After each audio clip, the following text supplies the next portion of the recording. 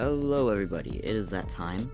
Patch 5 is steadily coming towards us, and that means Mark, beautiful blobby self, is too. So, pretty much today I'm just going over everything, or at least most of the additions that's new about the update, plus its rough release date, which is very soon, by the way. But before I get into it, just know, I'm not eagle-eyed, I don't have the will to go over every frame and fact check all of this, so if anything is wrong, I'm very sorry. And please be sure to leave in the comments what I missed and stuff I got wrong, and I'll include it in the description. Anyway, let's go over the most obvious changes. The map is completely reworked. There's new decorations, new sounds, new music, new everything. Enemies look different, and it looks amazing.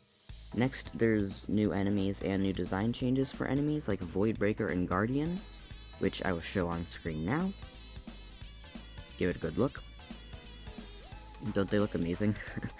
I'm not too big of a fan of the Voidbreaker one, but that's just me personally.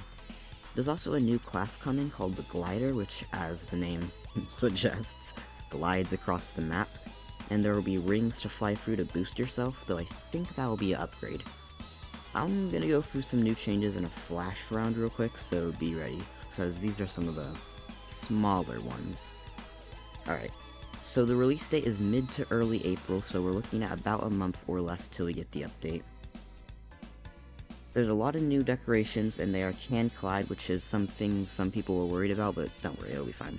Progression events happen about every 5 levels. For example, level 5 there will be trip mines, level 10 sea mines, etc, etc. Cadence no longer has chains and has a visible dark beam, and the progression events are maybe randomized. Ice tiles may no longer be a curse, it seems like they just start appearing around level 15. There's a collab with Tria.os. There's tips now for curses, press T. Certain tiles and funny things appear around level 20, and so do the towers, which could be some pretty cool lore. There's new unique sounds for stepping on unique materials, mainly wood. Level 20 might have a flesh buff. On level 25, high-rise tiles will begin to appear. There's a bunch of momentum changes, like the entire system was reworked, according to the main dev, which basically means if you have speed, you can keep it, which is really nice. Grapple points have a cosmetic change now, and grind rails have been added from the Tria collab. Alright, and now next, metal curses. I think you need an upgrade for this one, but it spawns a metal at collapse maybe. When holding it, you can't use your ability, but if you reach the beacon with it, on your next curse selection, you can choose metal curses, which is harder curses for bonus golden gifts, basically. Or you can skip and choose an easy curse. Voidbreaker fires 2 blades at once now, which is very unfortunate, but it's not that bad. It's also a lot easier to see Voidbreaker swords. Voidbound Guardian shoots massive balls now instead of heat-seeking ones, and Voidbound Guardian, like, it shoots 4 firework rounds that explode into a bunch of beams. I'm just gonna put a picture on screen. This is one Voidbound Guardian. One. So that's gonna be amazing. Anyway, for Voidbreaker, it seems like now, as long as you are running into the blade, you survive. As in, if a blade is coming from behind, you'll live. Voidbound Guardian might be one of the worst enemies in the game now. I already told you why. They detonate upon hitting something, Voidbound Guardian's attacks, and they also detonate randomly in air, sending out beams in every direction, although I think it might be a curse. There's design reworks for most curses and upgrades. There's new curses and upgrades. Dozer now has a greater curse that turns into Litany. Works similar to Dozer, however Litany doesn't wait for you and has a slightly randomized timing, and goes 3 times. Springer has collision, so you can ride them across the map, which honestly will be really fun to do, but it might not work that well in later game. Telefragger is nerfed, so if you are moving very fast, they spawn further ahead of you, as well as having a visual effect and an audio cue. ICBMs temporarily set their explosion radius on fire, although I don't really know what the fire does. I think it just slows you down or kills you if you're in it too long, but apparently it does negate Litany and Dozer at least. It seems like you can still use your ability on fire as well. but I don't know if it's a curse or not. Also, after bell is rung 3 times, the 3rd time it will kill the person ringing it. Not that bad though, I like angry bell. I'm assuming in extreme mode though, bell is always angry. Like even if you don't ring it 3 times, it'll kill you just all the time. Skinwalker is being renamed to Husk, and there's a new curse called Husk Express, which... moment of silence. Is not gonna be fun.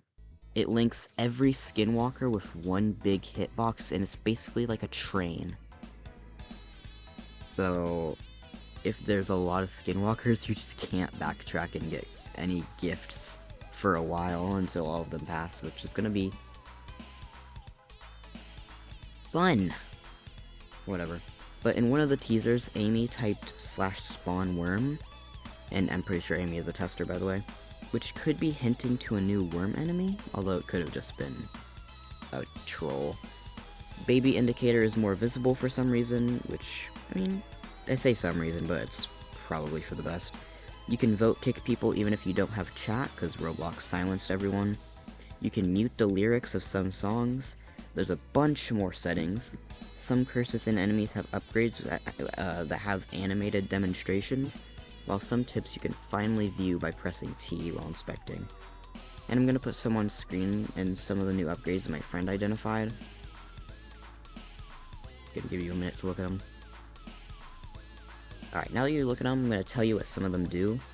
Funny Pack turns some of the some of the tiles into golden tiles at the start of the collapse. Don't really know what it does. I think it might just like give the gifts on it a big boost. Shark Tail, different for each class. This one is glider. Holding R while gliding, then jumping converts all horizontal velocity into vertical height. Medals. Assuming this spawns a medal at collapse, which unlocks medal curses, most are worth anything from like 800 to 4,000 golden gifts with 25 players. Radars. Most work how you pretty much expect. They just identify stuff and highlight them, like radar altar, which only triggers like every 15 seconds, letting you see all altars through highlights, although colors are not unique based on target, even though they should be. Tria orbs, when contacted, it locks the player in place, allowing them to aim and launch themselves in that direction by jumping. There's a lot more upgrades, but we didn't quite identify them all. The rest of the additions are very small teasers, so I won't really go over them, but they're all in the Discord's teaser channel if you want to see them, or if enough people comment about it, I'll put all of them in the description. With that said, this is going to be the biggest update yet, and it's going to be so fun, and I'm really excited. And also buy the Mart plushie before it's gone. I think it only has a few weeks left, so I'll see you guys later, and I'll be streaming the entire update on release date, so stay tuned to that. Bye.